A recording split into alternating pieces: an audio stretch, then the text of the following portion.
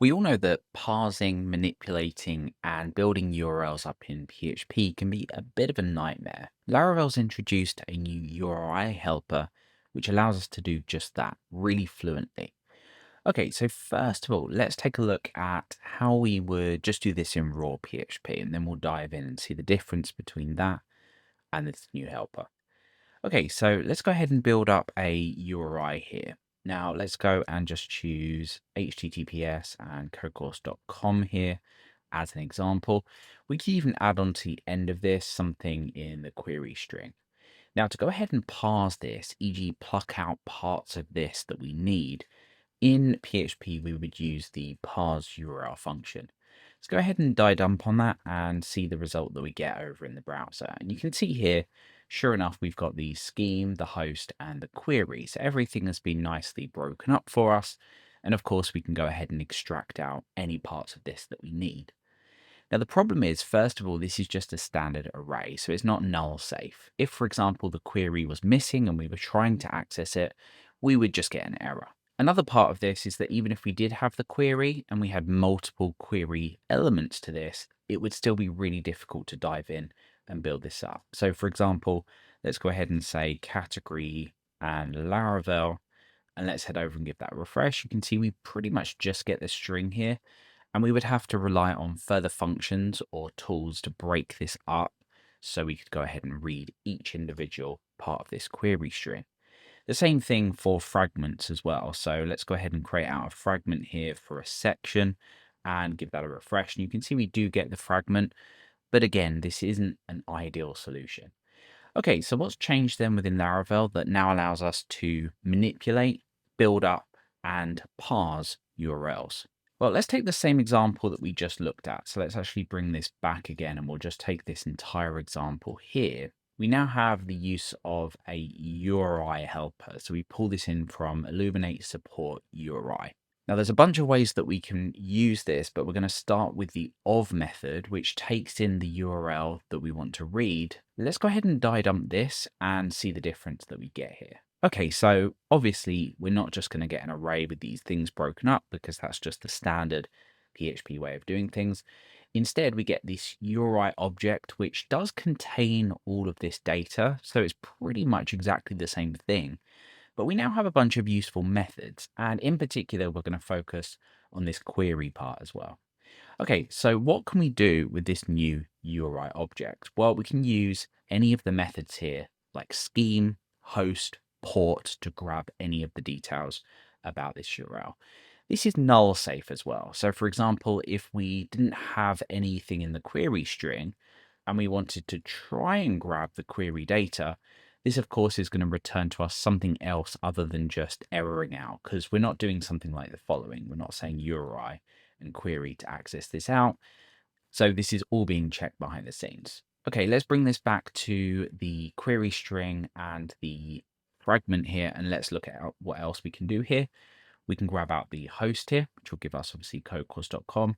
We can grab out the scheme here as well, which gives us HTTPS.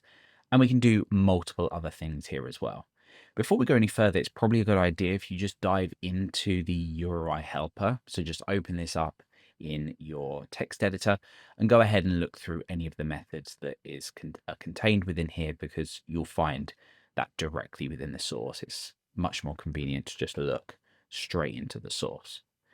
Okay, now let's focus on the query method here, because we get a slightly different result here. This returns to us a URI query string object.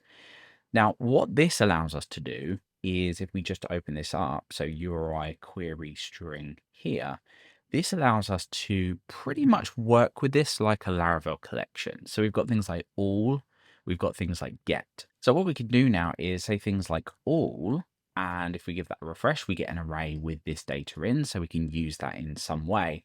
But if we just wanted to pluck one thing out, so for example, if we were just interested in the page within the query string, then sure enough, we get that value back here as well. And even if that didn't exist, again, it is null safe. So if we give that a refresh, we just get a null value back instead of an error.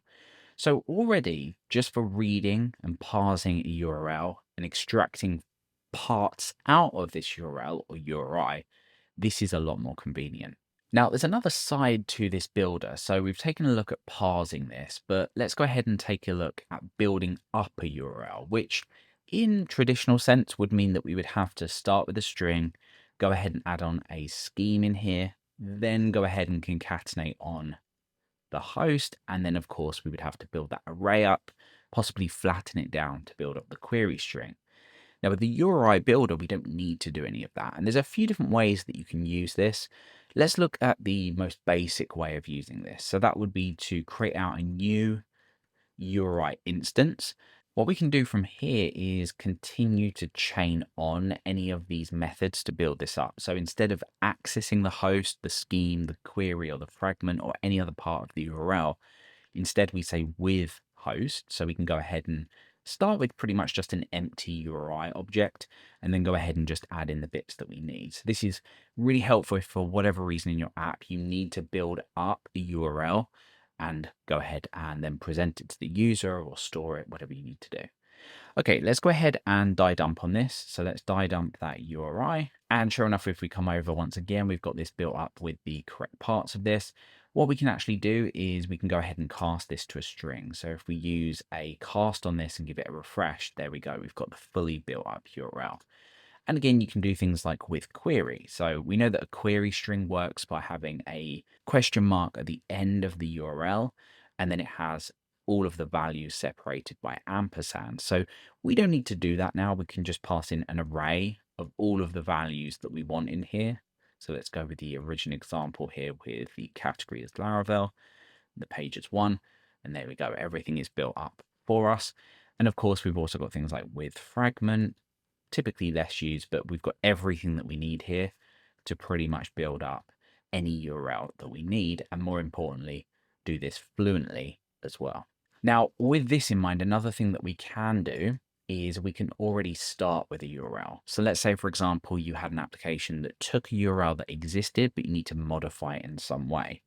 Well, let's go ahead and use the URI helper, but let's not new this up. Let's say URI of, and then just do exactly what we did before. So let's say http.codecourse.com. Let's say as part of a form that you are allowing users to submit URLs to, you always wanted to change the scheme over to HTTPS. Well, you can now easily do that. You can say with scheme HTTPS and whatever is provided here, or even if it hasn't been provided, you're always now going to end up, if we just cast this to a string, you're always going to end up with a secure version of whatever has been passed down. Now, this also contains some other methods that you probably wouldn't use day to day. Let's take a look at them as well. So let's go ahead and comment this out. And as an example, let's take a look at dying and dumping URI of, let's take an FTP address here. Obviously, that's a valid scheme with a username and a password. And this is typically how we would authenticate with a insecure FTP server. On the back of this, you can go ahead and grab out the user, which in this case is Alex. We've got that here just before the colon. And we can also extract the password as well just here. So again, imagine you had an application where you allowed a user to enter a URL like this. You could very easily extract this data out to go ahead and authenticate with an FTP server if you needed to. Okay, so we've pretty much covered all the basics. You can, of course, dive into that object, go ahead and look through the list of methods here. I'm sure more will be added as we go, and you can go ahead and use that for whatever you need. Let's now talk, though, about how this integrates into Laravel on a slightly deeper level. So, for example, we've got our request either within our root that we're working with here or within a controller. Well, what we can now do is say URI. Now, that will give us the current URI of the page that we are on. So if we give that a refresh, this now represents the page that we're on. And of course, I have just the project name here as I'm showing you. So again, this just returns a URI object. So again, what we can do is we can either build this further or we can extract out information that we need. So for example, if you wanted to get the page number, you could say query get and then page. Of course, that doesn't exist at the moment, so we just get null. But if we were to add page of 1 onto there, then sure enough, you can see we get that value. You kind of get the idea. Because this returns a URI object, you can continue to either modify this URL with the with. So for example, you could change this to an insecure version of the URL that you're working with. And if we just go ahead and cast this to a string, we'll see that in action. There we go. So we've got an HTTP rather than an HTTPS. If that is something that you wanted to do, you kind of get the idea. Now, another place that we can use this is to build up URLs within our application, either by the URL that we want this to point to or through the root name. Let's take a look at an example. So let's say we were building up a redirect to another page. We could go ahead and say URI2. Now, we don't need to provide the full URL of our application in here with the scheme, the host. We could just say, well, let's go ahead and build up a URL to the home page, but let's include a query. Now, I'm sure if you've been working with Laravel for a while, you'll know that typically what you would do in this example is you would use something like root. You would pass in either the root name or the URL into just a string. Then you would have to go ahead and concatenate on the page number like this as an example. And obviously, if things get more complicated, this is now a really great solution. So if we wanted to build up a URL to the home page of our application, we just say URI2, we give the location, and if we just die dump on this redirect here, that's going to go ahead and build it up for us. And once again, if we just cast this to a string, there we go. So we now have this included in the URL. So what you can now do is go ahead and return, redirect the user to that redirect, and you fluently built this up rather than having to concatenate on or perform any additional checks. Now, I'm not actually going to redirect the user because we're already on the home page here, but let's take a look at another example. So I don't have any routes in this application at the moment. Let's say we had a dashboard page. So let's build out a dashboard in here. We'll just create a simple closure that returns a string just to demo this. And let's go ahead and give this a name of dashboard. What you can also do instead of URI2 is you can say URI and root. That's going to go ahead and take a named root within your application. It's going to fetch the URL that this belongs to. In this case, it's /dashboard. And then you can go ahead and continue to chain on any of these with methods to build this up. So again, let's go ahead and just die dump on the string version of this redirect. And let's see what we get. And there we go. We've built up a URL to the dashboard, including the page. So you can just continue to do this. So again, you could say something like with scheme, and you could set this to specifically be secure if you wanted to.